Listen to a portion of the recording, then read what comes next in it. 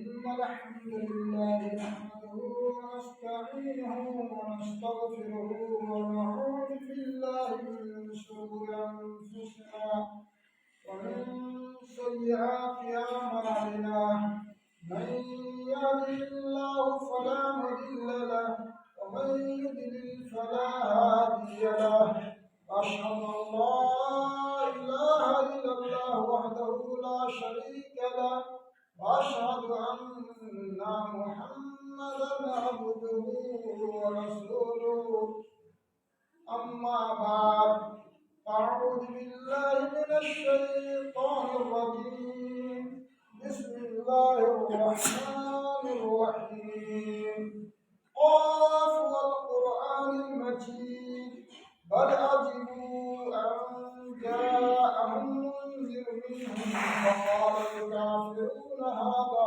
شيء عجيب أإذا متنا وكنا ترابا ذلك رجع بعيد قد علمنا ما تنقص الأرض منهم وعندنا كتاب حفيظ بل كذبوا بالحق لما جاءهم فهم في أمر مريج أفلم ينظروا إلى السماء فوقهم كيف بنيناها وزيناها وما لها من فروج والأرض مددناها وألقينا فيها رواسي وأنبتنا فيها من كل زوج بهيج تبصرة وذكرى لكل عبد منيب ونزلنا من السماء ماء مباركا فأنبتنا به جنات وحب الحصيد والنخل باسقات لها طلع نضيد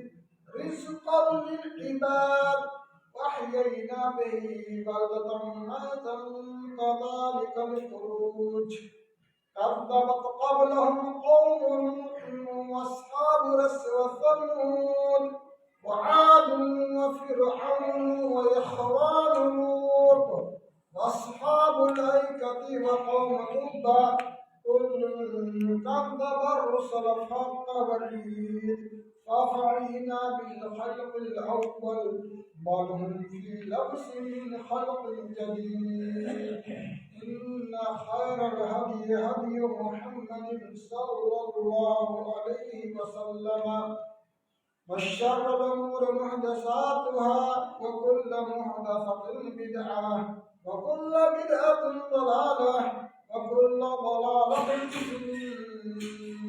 النار قال الله تبارك وتعالى في القرآن المجيد والفرقان الحميد يا أيها الذين آمنوا اتقوا الله حق تقاته ولا تموتن إلا وأنتم مسلمون رب اشرح لي صدري ويسر لي أمري واحلل عقدة من لساني يفقه قولي رب زدني علما जुमला किस्म की हम तो सना बराई बुजुर्गी किबरियाई उसकात परवरदिगार आलम के लिए लायक और ज़िबा है जिसने हमें और आपको इस दार फ़ानी के ऊपर पैदा किया। अल्लाह का बेशुमार दरूद व सलाम नाज़िल हो अल्लाह के तमाम बरगज़ीदा पैगम्बर खुसूसन जनाब हबीब मोहम्मद रसूलुल्लाह सल्लल्लाहु अलैहि वसल्लम के ऊपर।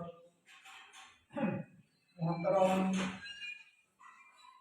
हाज़रीन कराम, बुजुर्गों, दोस्तों और इस्लामी नौजवान साथियों,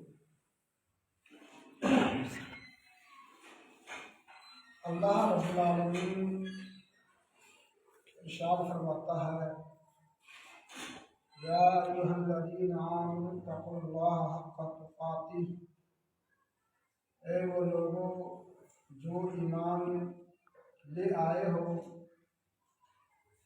तो तुम लोग अल्लाह से डरो, इस तरह से डरो जिस तरह से उसे डरने का हक है। اور تمہاری موت نہ آئے مگر اسلام کی حالت میں۔ گویا اللہ رب العالمین اس آیت کریمہ کے اندر ایمان اور تقوی کا ذکر کیا ہے۔ یا ایھا الذین آمنوا اتقوا اللہ، اے وہ لوگ جو ایمان لے آئے ہو، جسٹ بات کہا ہے کہ اتقوا اللہ سے مطلب گویا کہ ایمان اور تقوی یہ دونوں لازم ملزوم شے ہے۔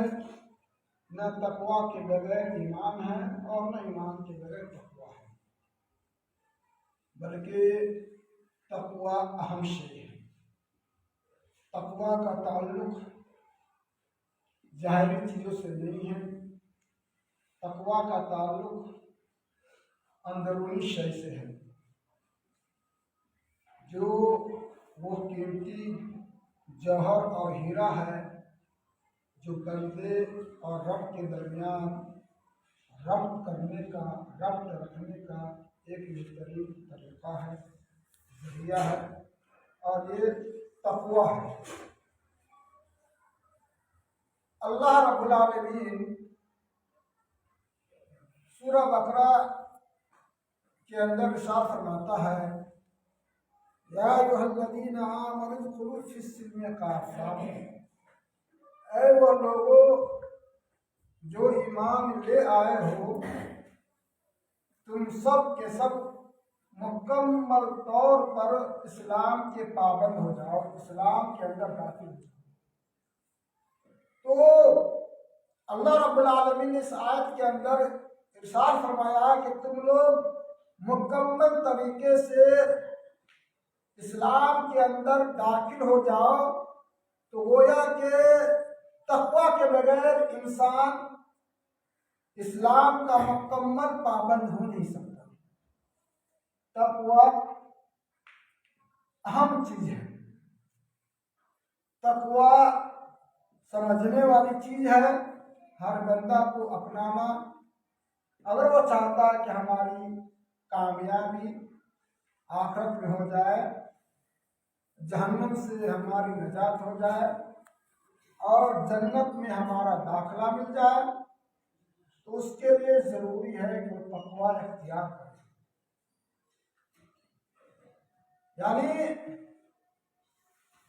اللہ رب العالمین نے اسلام کے اندر جو قوانین، جو اصول اور ضابطے بنائے ہیں، وہ کسی خاص انسان کے لیے نہیں ہے، یا وہ کسی قوم کے لیے نہیں ہے، یا وہ کسی ملک کے لیے نہیں ہے، یا کسی وقت مقرر کے لیے نہیں تھے، بلکہ اللہ رب العالمین نے جو قوانین نافذ کیے ہیں قرآن مجید کے اندر، وہ فطرت والے قوانین ہیں، جس پہ چل کر کے جس انسان رہ نہیں سکتا، لا محالہ اس کو اپنانا ہی پڑے گا۔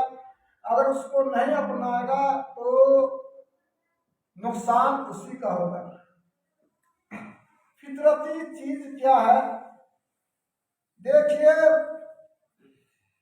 کہ اللہ رب العالمین نے جو قوانین نافذ کیے ہیں، ان قوانین میں سے ایک قانون ہے حرمت شراب، شراب نہ پینا۔ اللہ رب العالمین نے قانون بنا دیا کہ دیکھو شراب نہیں پینا۔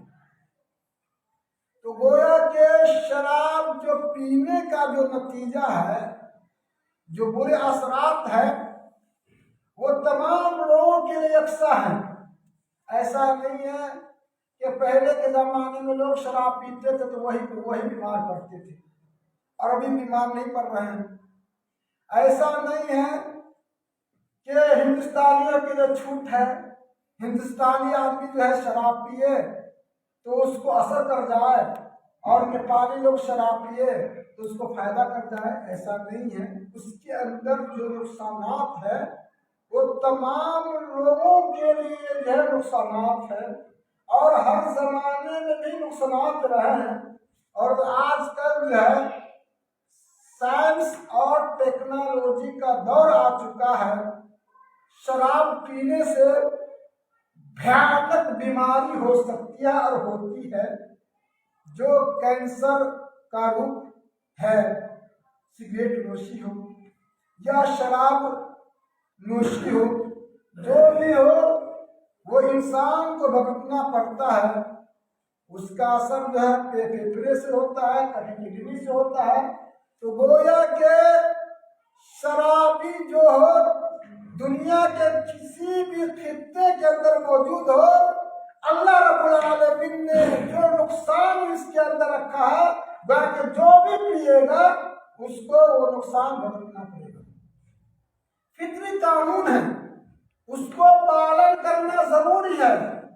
انسان پالن کرتا ہے، ایک مومن پالن کرتا ہے تو اس کو دوہرا فائدہ ہوتا ہے، اس کو اللہ پہ یقین ہوتا ہے، محمد رسول اللہ صلی اللہ علیہ وسلم کی نبوت و رسالت پہ اس کو یقین ہوتی ہے، اور پھر جو ہے اس کا ایمان آخرت پہ ہوتا ہے۔ یہ سوچ کر کے اگر شراب کو چھوڑ دیتا تو مومن ہے، اور وہ اس کی پاداش میں وہ دنیا کے اندر بھی جو ہے طرح طرح کے مسائل، مشکلات اور بیماریوں سے محفوظ رہ سکتا ہے، اور آخرت میں اس کا ٹھکانہ جنت ہے، جہنم سے چھٹکارا ہے۔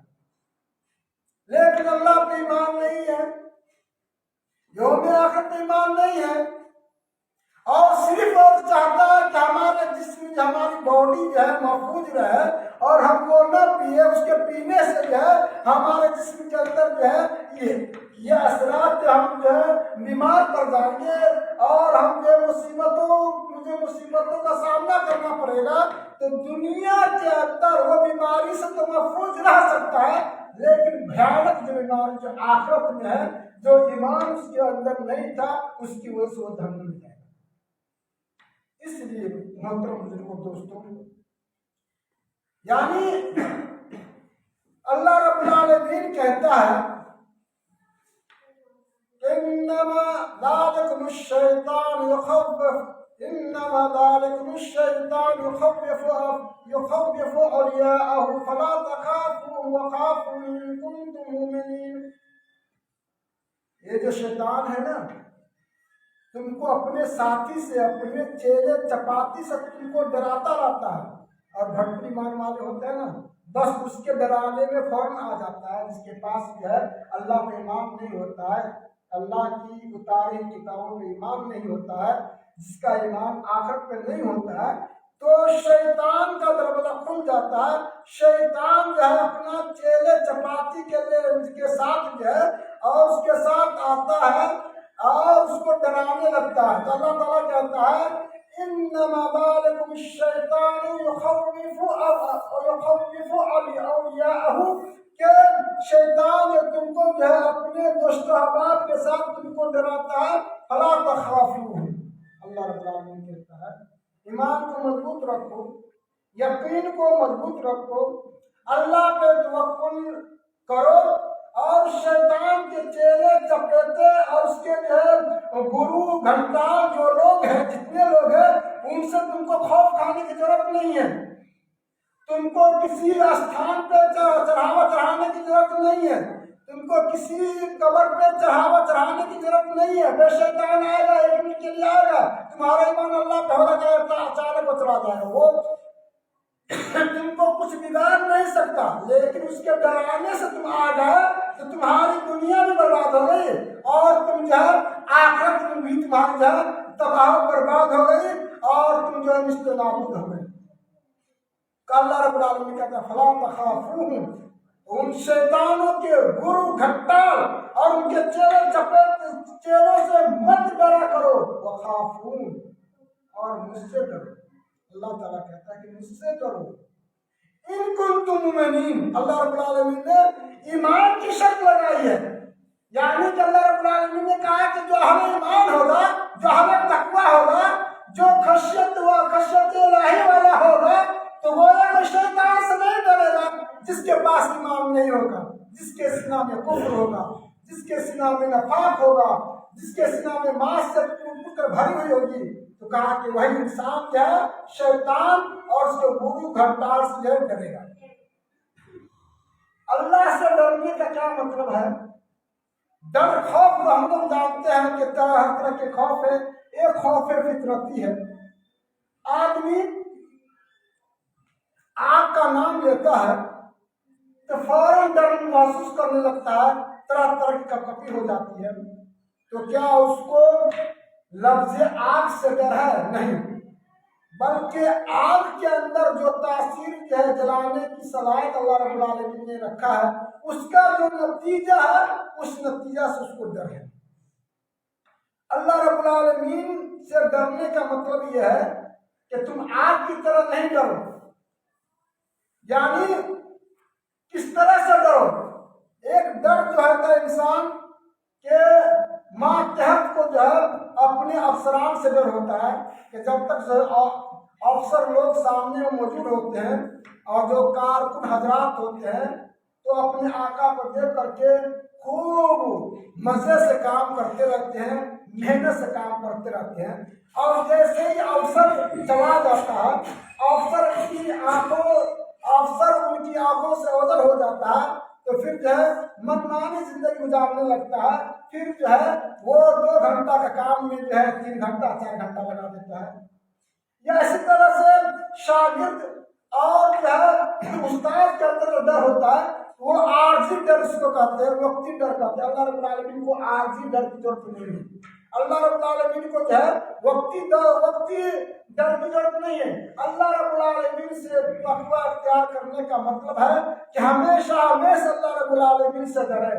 جس طرح کہ ایک انسان جو ہے ٹرین کے اندر جو ہے سفر کر رہا ہو اور اس کے بغل میں ایک مسافر جو ہے سیٹ پہ جو ہے بیٹھا ہوا ہو اور اس کی جیب جو ہے کھلی ہوئی ہو اور اس جیب کے اندر جو ہے 2,000 کی نوٹ جو رکھی ہوئی ہو۔ اب وہ بندہ چاہتا ہے کہ دیکھیے تقویٰ اس کو کہتے ہیں، اب وہ بندہ چاہتا ہے کہ ہم اس پیسے کو لے لیں، لیکن فوراً جو ہے اس کی نگاہ جو ہے اوپر برتھ پہ پڑتی ہے، اوپر والی سیٹ پہ پڑتی ہے، تو دیکھتا ہے وہ اوپر والا جو مسافر ہم کو دیکھ رہا ہے تو ہاتھ بڑھاتا ہے لیکن چھوڑ دیتا ہے، کہیں جو ہے ہم کو پٹائے نہیں لگے۔ تو کہا کہ تقویٰ اسی کا نام ہے کہ جو تمہارے سامنے اوپر والا ہے، اس اوپر والا جو اور اوپر والا ہے، جو 7 آسمان کے تو مستوی اللہ رب العالمین ہے، جو تم کو جو ہے دنیا کے اندر تم تو بچ سکتے ہو، لیکن تم جو ہے اس کا جو برا مزاج ہے اس کے ہوناکی سے تم جو بچ نہیں سکتے، اس اللہ رب العالمین سے۔ ایک واقعہ ہے کہ ایک بادشاہ، مسلمان بادشاہ، بہت نیک مزاج، متقی، پرہیزگار اللہ والے گزرے ہیں، یعنی جو ہمیشہ نماز پڑھا کرتے تھے، روزہ رکھا کرتے تھے، اور جو حقوق ہے ان حقوق کی پاسداری کیا کرتے تھے، ان حقوق کی پاسداری کیا کرتے تھے۔ تو ایک غریب آدمی کو جو تعجب میں پڑ گیا کہ اتنے بڑے بادشاہ، پھر احکام الہی کے پابند، اور پھر سارے لوگوں کے حقوق کی پاسداری کرنا، یہ کیسے ممکن ہے؟ گویا کہ آگ اور پانی کو اکٹھا ایک جگہ ہونا ہو گیا۔ یعنی کہنے کا مطلب یہ ہے کہ اسلام صرف جو ہے نماز پڑھ لینے کا نام نہیں ہے، اسلام صرف جو ہے روزہ رکھ لینے کا نام نہیں ہے، اسلام نام ہے نماز پڑھ لینے کا، اسلام نام ہے توحید اختیار کر لینے کا، اسلام نام ہے حقوق العباد، حقوق اللہ کی ادائیگی کے ساتھ ساتھ حقوق العباد کی پاسداری کرنے کا نام جو ہے اسلام ہے۔ ان کو بہت بڑا تعجب ہوا، یہ کیسے ہو سکتا ہے؟ انسانی تو ہے، غلطی تو ہو سکتی ہے، ایک ہم فقیر ہیں، میرے پاس اتنی ذمہ داری نہیں ہے، لیکن پھر بھی ہم سے غلطیاں ہو جاتی ہیں۔ اتنے بڑے بادشاہ ہیں، وہ چلا گیا بادشاہ کے پاس، کہا کہ بادشاہ سلامت، میں آپ کی حکومت میں آگ اور پانی ایک جگہ مجھے نظر آ رہی ہے جو فطرت کے خلاف ہے، یہ کیسے ممکن ہے؟ تو بادشاہ نے کہا کہ میں سمجھا نہیں آپ کیا کہنا چاہتے ہیں۔ تو کہا کہ دیکھیے کہ آپ سے نہ نماز چھوٹتی ہے، آپ سے نہ روزہ چھوٹتا ہے، آپ سے نہ حج چھوٹتا ہے، آپ سے نہ انصاف والا معاملہ چھوٹتا ہے، آپ سے کچھ بھی نہیں چھوٹتا ہے۔ گویا کہ یہ اتنی بڑی ذمہ داری، پھر آپ جو ہے بادشاہ والی ذمہ داری کی ادائیگی بخوبی کرتے ہیں۔ یہ گویا کہ آگ اور پانی جو ہے اکٹھا ہونا ہوا۔ کہا کہ بادشاہ نے حکم دیا اپنی رعایا کو ایک شہر کو دلہن کی طرح سجا دو۔ بالکل دلہن کی طرح شہر کو سجایا گیا، اور 2 جلاد کو اس فقیر کے پیچھے کر دیا، اور فقیر کے ہاتھ میں پانی کا پیالہ دے دیا، اور فقیر کو کہا کہ جاؤ تم سیر کرو، لیکن یاد رکھو پیالہ کے اندر جو پانی بھرا ہوا ہے، اس پیالے میں جو پانی موجود ہے، اگر اس میں سے ایک قطرہ بھی نیچے گر جائے گا تو 2 جلاد ہے، کہا کہ 2 جلاد کو حکم دیا کہ جب جیسے ہی پیالہ سے پانی کا قطرہ گر جائے تو تم اس کی گردن جو ہے جل کر دینا، مار دینا۔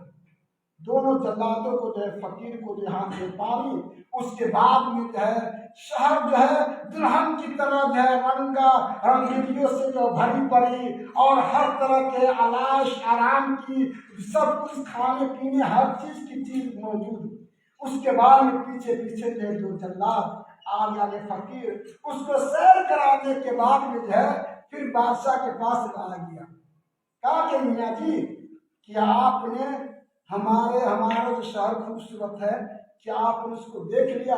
کہا کہ بادشاہ آپ کا بھلا وہ آدمی جو آپ نے حکم دیا ہے کہ 2 جلادوں کو بھرا پیالہ جو پانی ہے، پانی کا جو بھرا پیالہ ہے، اس میں سے ایک قطرہ گرنے پہ جو ہے ہماری گردن اڑا دی جائے، تو آدمی کو کیسے ممکن ہے کہ وہ ایک نظر بھی جو ہے اتنی خوبصورت شہر کو دیکھ لے؟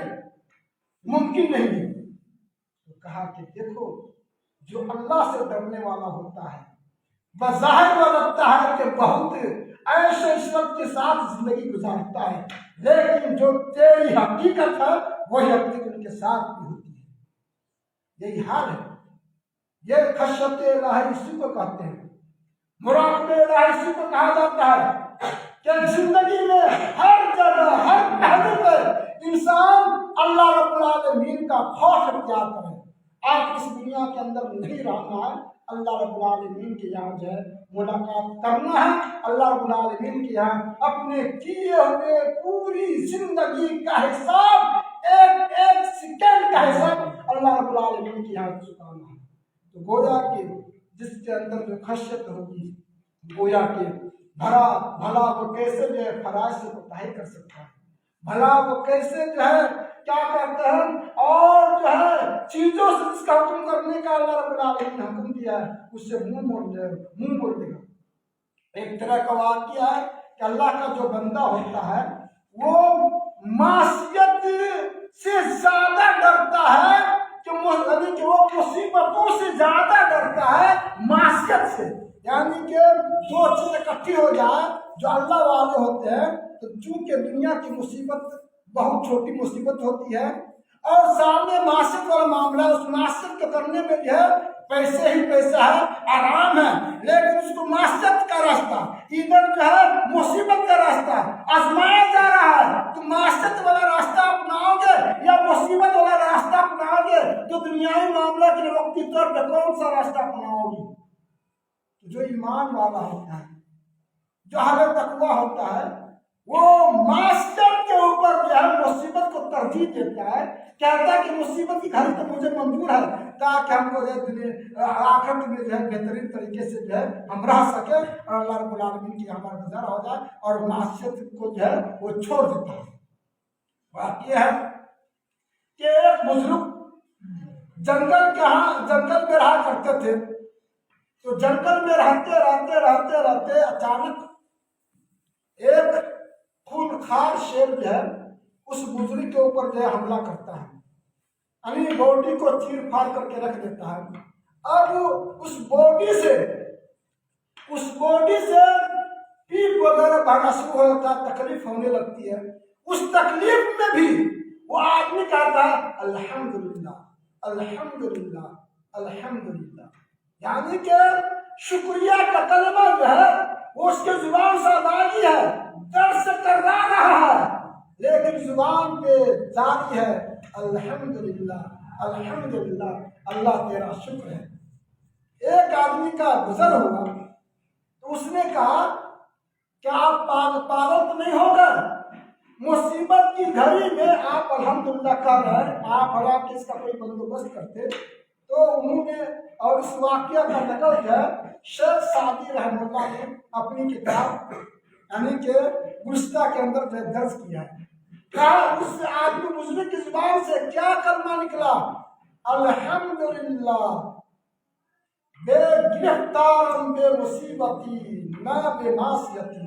یہ فارسی کا جملہ ہے۔ انہوں نے کہا اللہ کا شکر ہے کہ اللہ رب العالمین نے مجھے مصیبت ہی دے کر کے آزمایا ہے اور معصیت دے کر کے نہیں آزمایا ہے، کیونکہ مصیبت سے بڑا دکھ اور زیادہ تکلیف دے ہے معصیت کے ارتکاب کرنا ہے۔ حضرت یوسف علیہ السلام کا واقعہ لے لیجیے۔ فقیر آدمی کنویں پڑے ہوئے، خشیت الہی کی وجہ سے وہ ایک وقت ہوتا ہے کہ مصر کا بادشاہ جو ہے بن جاتا ہے، اور سارے لوگ جو ہے جو 11 بھائی کے حاسدین میں سے تھے ایک روز جو ہے ان کے قدم پہ جو گرنا پڑتا ہے خشیت الہی اپنانے کے لیے۔ جانتے ہیں ان کے ساتھ بہت بڑی آزمائش ہوئی، یعنی کہ غلام تھے اس وقت، یعنی کہ غلام بن کر کے جو ہے بادشاہ کی یہاں پڑوسی پا رہے تھے۔ بھائیوں نے کنواں میں پھینک دیا، مسافر نے کنواں سے نکالا، دیکھا حسین و جمیل خوبصورت لڑکا ہے، بازار میں اچھا خاصا پیسہ مل جائے گا، چنانچہ بازار میں لے جایا گیا۔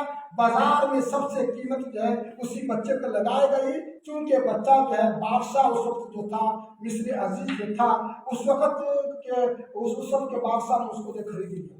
اس کے بعد میں یہ بچہ جو ہے پرورش سے پرداخت ہو کر کے یوسف علیہ السلام خوبصورت نوجوان پوری اور مصر کی عورت جو ہے اس پہ پیدا تھی، اور دوسری عورتوں کو چھوڑ دیجیے، خود جو ہے جو بادشاہ تھا اس کی بیوی اس کے اوپر پیدا ہو گئی تھی۔ اللہ رب العالمین نے جو ہے اس کا ذکر جو قرآن میں کہا کہ ان کو کہیے کہ اگر وہ میرے حکم کی تابع داری نہیں کرے گا تو ہم اسے جو ہے جیل بھیجوا دیں گے، اور دھمکی دیں گے جیل بھیجوا دیں گے، کیونکہ بادشاہ کی بیوی ہے، اور بیوی جو کہے شوہر کو ماننا پڑتا ہے۔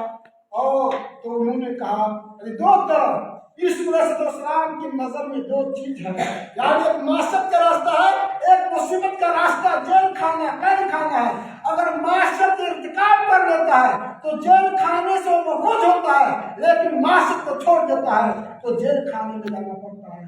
اللہ والے تھے یوسف علیہ السلام نے کہا کہ میرے پیر کے جوتی پہ یہ ساری دولت جائے، کہا کہ مجھے مصیبت موجود ہے، کہا رب السجن احب مما يدعونني الیہ، اللہ رب العالمین مجھے جیل کھانا پسند ہے، لیکن یہ معاشرت جو ہے یہ برائی کا ارتکاب کرنا مجھے پسند نہیں ہے۔ چنانچہ واقعہ ایسا ہی ہوا، حضرت یوسف علیہ السلام پہ جو ہے بہتان تراشی کا الزام لگا کر کے یوسف کو جو ہے جیل بھیج دیا جاتا ہے۔ اس کے بعد پھر جو پردہ فاش ہوتا ہے، پھر جو ہے جیل سے جو ہے باہر آتے ہیں، ایک ہی مرتبہ بادشاہ جو بن جاتے ہیں۔ گویا کہ معاشرت سے بچنے والوں کے لیے دنیا میں بھی بنائی ہے اور آخرت بھی بنائی ہے۔ جانتے ہیں کہ معاشرت بہت بری چیز ہے۔ اللہ رب العالمین کہتا ہے وقت یعنی کہ تم لوگ جو ہے فلا تخشوہم واخشونی، کہ تم لوگ جو ہے مجھ سے جو ہے خشیت اپناؤ اور میرے علاوہ کسی اور سے تم لوگ جو ہے نہیں کرو۔ اور واقعے بے شمار ہے، اللہ والے بے شمار ہے، یعنی کہ ابو بکر صدیق رضی اللہ تعالیٰ عنہ کا واقعہ جو ہے خشیت کے سلسلے میں ہے۔ اللہ کے نبی ہے کہ محمد رسول اللہ صلی اللہ علیہ وسلم کا انتقال ہو جاتا ہے، انتقال ہونے کے بعد میں اب مسلمانوں کا بعد دور سنبھالنے والا ہونا چاہیے۔ لوگوں نے جو ہے بیعت کر کے جو ہے ابو بکر صدیق رضی اللہ تعالیٰ عنہ کو مسلمانوں کا پہلا خلیفہ چنتے ہیں، اس کے بعد میں جو ہے وہ مسلمانوں کا بوجھ یعنی خلافت کا بوجھ، پھر جو ہے بال بچے بیوی سب کچھ ہے، پھر بھی جو ہے آخر جو بیوی کی بھی جو ہے ضروریات ہے، بال بچے کی ضروریات ہے، وہ کیسے پوری ہو؟ چنانچہ انہوں نے ایک تجارت شروع کر دیا اور کپڑے کی تجارت، یعنی وہ کپڑے کی گٹھری لے کر کے اپنے کندھے پہ نکال کر کے جو ہے بیچنے جا رہے تھے۔ عمر فاروق رضی اللہ عنہ کو پتا چلا، کہا کہ امیر المومنین آپ کے سر پہ جو ہے مسلمانوں کی حکومت کا بوجھ اور آپ اس کو چھوڑ کر کہاں جا رہے ہیں؟ کہا کہ اس سے بڑا بوجھ جو ہے میرے بال بچے بھی جو ہے۔ تو عمر فاروق رضی اللہ عنہ نے مشورہ کر کے بیت المال سے جو ہے کہا گیا کہ جتنی ضروریات کی پوری ہو سکے، ابو بکر صدیق رضی اللہ عنہ کو جو بیت المال سے جو مال ہوتا تھا کہا کہ ان کو دے دیا جائے۔ چنانچہ ابو بکر صدیق رضی اللہ عنہ پوری ایمانداری کے ساتھ دیانتداری کے ساتھ اپنے عہدہ کو نبھاتے ہیں۔ اس ایک روز جو ہے بیوی جو ہے وہ حلوہ کھانے کے لیے اظہار کر دیتی ہے، کہا کہ میرے پاس اتنے پیسے کہاں کہ ہم تم کو جو کوئی میٹھی چیز کھلائیں۔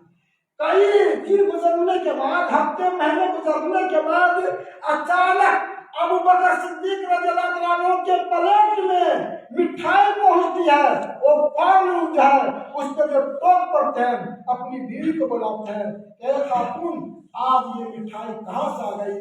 جبکہ ہمارا معمول تھا کہ ہم جو ہے بھات چاول پہ اکٹھا کرتے ہیں، اپنے جیون کو گزارا کرتے تھے، یہ مٹھائی اچانک جو ہے یہ کہاں سے آ گئی؟ تو بیوی کہتی ہے کہ ہم کو جو مقررہ راشن ہے اس راشن میں سے جو راشن ملتا ہے اس میں سے ہم کچھ بچا لیا کرتی تھی، یہی بچتے بچتے بچتے یعنی کچھ جو ہے اکٹھا ہو جاتا ہے، اور اکٹھا ہونے کے بعد جو ہے میں نے جو ہے یہ پکوان جو ہے آپ کے سامنے میں رکھی ہے۔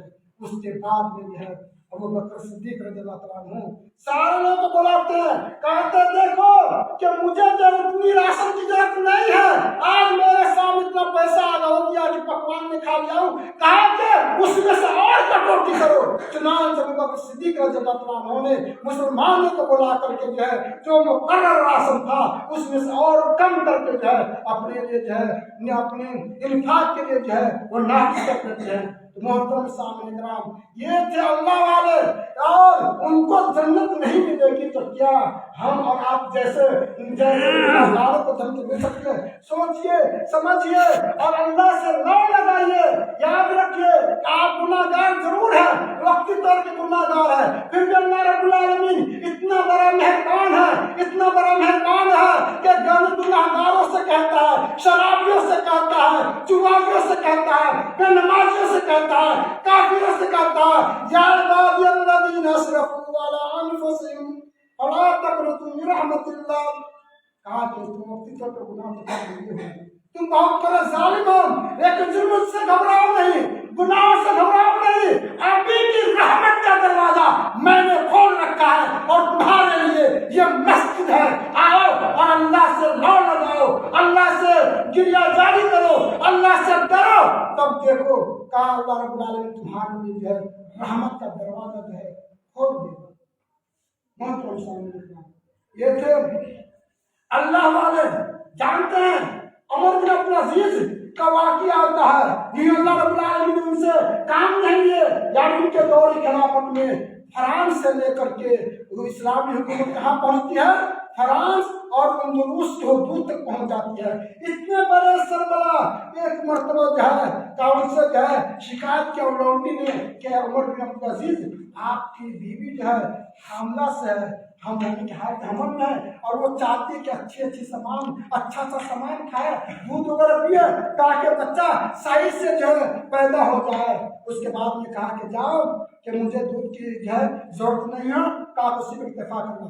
اچانک جو ہے بیت المال سے جو ہے وہ لونڈی جو ہے دودھ لا رہی تھی بیوی کو پلانے کے لیے، کہ اس کی خاتون کو پلانے کے لیے۔ تو عمر بن عبدالعزیز کی نظر جب پڑ جاتی لونڈی پہ، کہاں گئی تھی؟ کہا کہ بیت المال سے میں دودھ کا پیالہ لے کر کے آپ کی بیوی کو پہنچانے جا رہا ہوں تاکہ بچہ جو ہے محفوظ رہے، صحیح سلامت جو ہے نکل جائے۔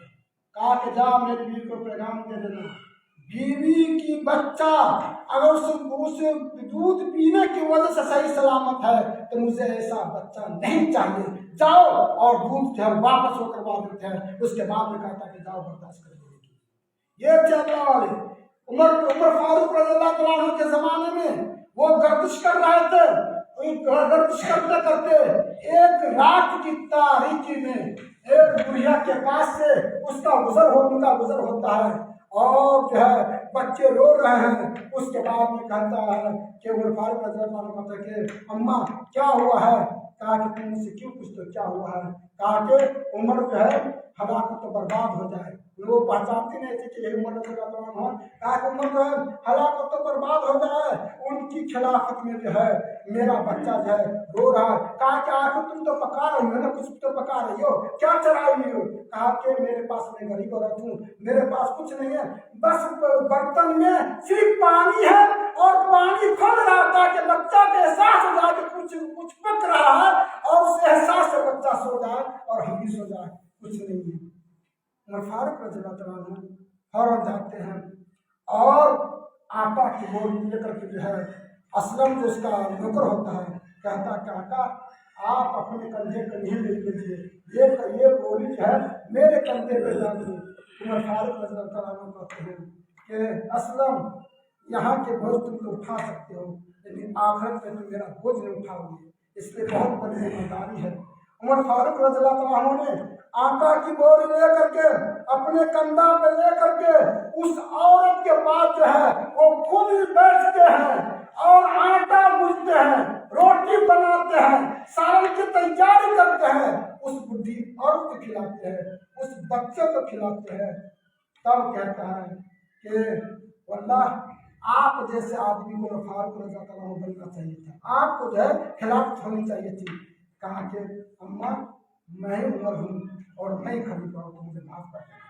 ये चलना वाले।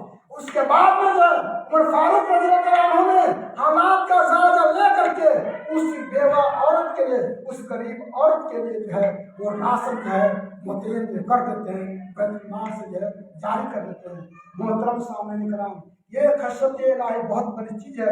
खशयत इलाही नहीं है तो जानते हैं कि हमारे अंदर जो है निफाक आ जाता है। और जो मोमिन होता है, मोमिन छोटी से छोटी मासियत उसके लिए जो है पहाड़ के वजन के बराबर लगता है कि पता नहीं ये कैसे हमसे जो है छुटकारा हो पाए, कैसे हम जो है उसको जो है हम कैसे उसको बर्दाश्त कर लेंगे। लेकिन जो मुनाफिक होता है वो पहाड़ के बराबर जो है उसको जो मासियत होती है, लेकिन उसको इस तरह से एहसास होता है कि नाक में मक्खी बैठी हुई है, ऐसे हाथ से मारते हैं तो मक्खी उड़ जाती है, बस उसको उसी का एहसास होता है। इसलिए कि खशयत इलाही जो है अपनाना आखिरत के लिए, आखिरत की नजात के लिए नहायत ही जरूरी है।